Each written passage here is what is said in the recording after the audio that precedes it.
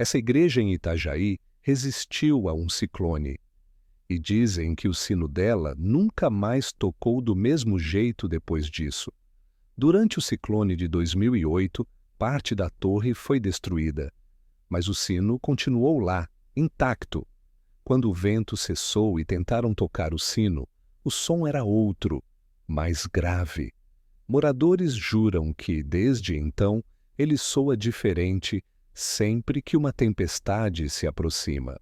Hoje, a Catedral de São João Batista é um dos marcos mais imponentes de Santa Catarina.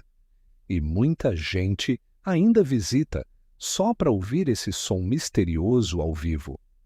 Quer saber o que os moradores contam sobre a noite em que o sino gritou sozinho?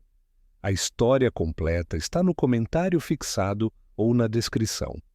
E dizem que quem ouve esse som de perto